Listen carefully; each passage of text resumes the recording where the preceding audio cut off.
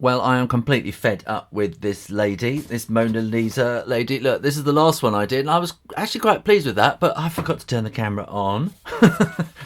I've done so many versions of it today. I done. Oh, that's awful. I was trying to do it in pencil. That was awful. It was all crossed hatched, over cross hatched, and I tried to. It's just awful, awful, awful, awful, awful.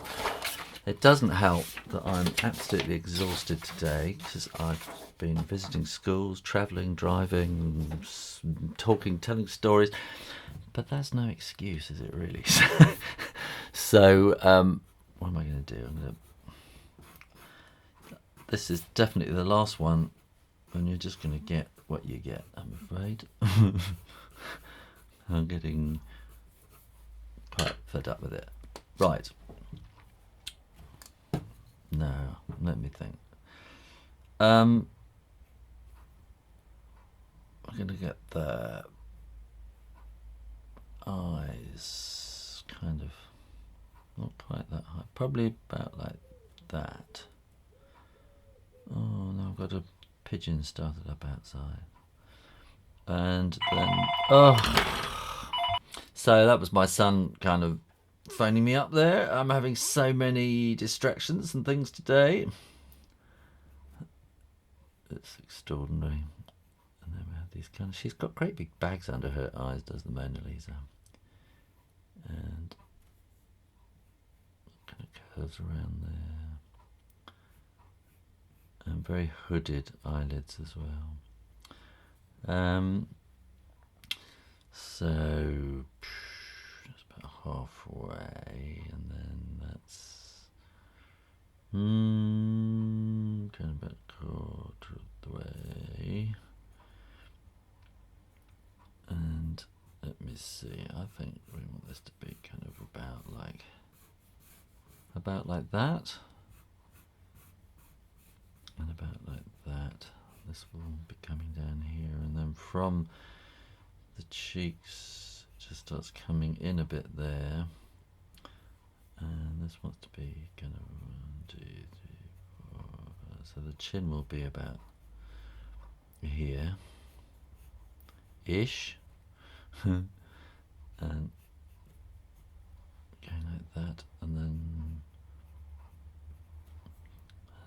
then the mouth is, of course, the really tricky bit, is trying to make that look like a smile. That's looking wrong somehow. That should be coming down much more there, I think. She has a kind of a veil over her head, which confuses things really, because I can't really see it. Because I've got a really bad reproduction, which I printed out on my dot matrix printer, so I got no idea what she really looks like.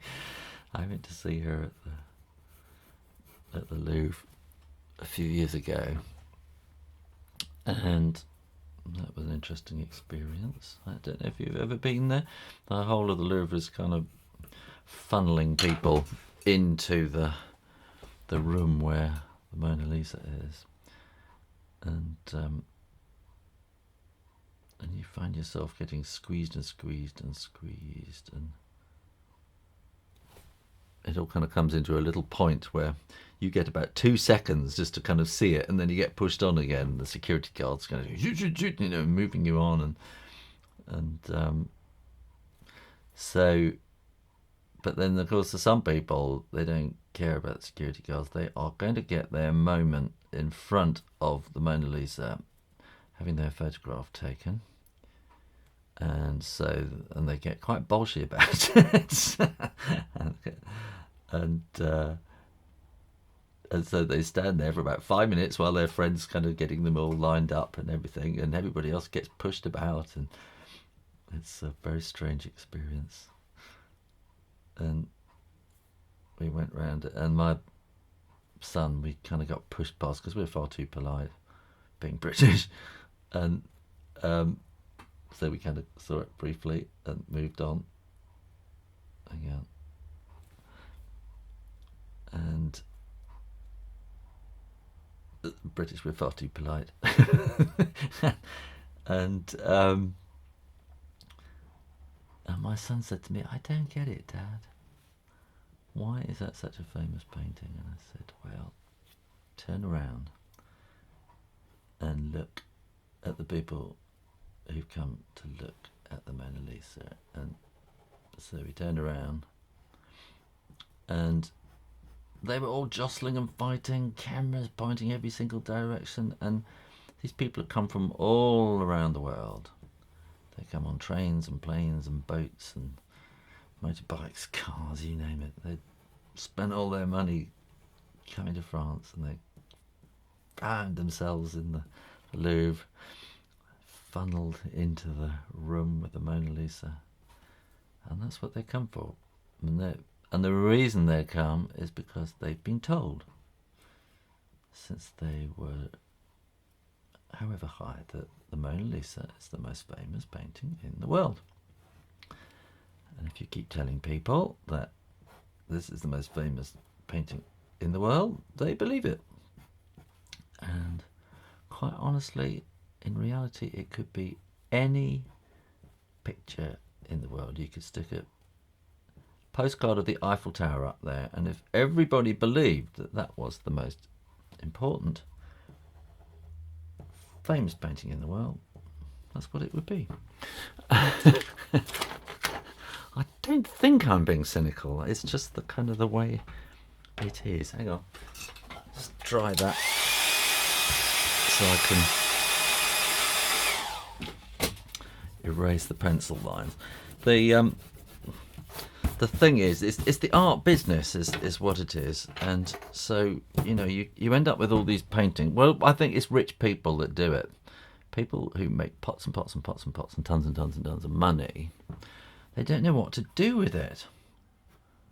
And you can't just, you know, you can keep it in gold or something like that, I suppose, but that's a bit boring. And so they think, what am I going to do with all my money? So they go along and they find a painter and they go, oh, you're quite good. I quite like what you're doing. So, well, I'll give you $100 for that picture, okay? And then they go and spend a lot of money telling everybody this painter is the best painter ever. And they make that painter famous. And they make that painter famous because they want the painting that they spent $100 on to become worth $1 million.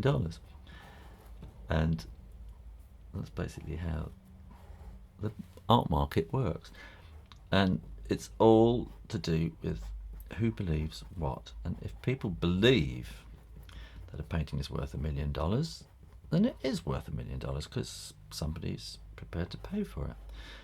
And that person is prepared to pay for it because they think it's somewhere safe to put their $1 million, and that maybe it will also go up in value and turn into $10 million if they keep telling people this is the most famous painting in the world and this is worth $10 million, and someone else will eventually pay $10 million for it.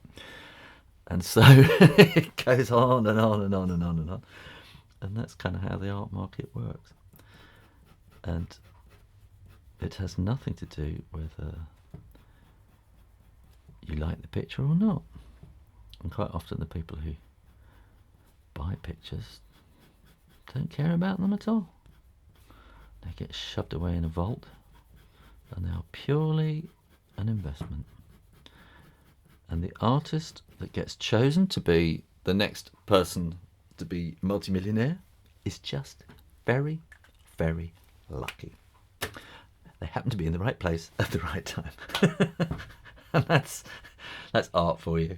Anyway, that's my Mona Lisa. I'm not doing any more. That is absolutely it. Have I showed you the ones I did before? That one. I forgot to put the camera on.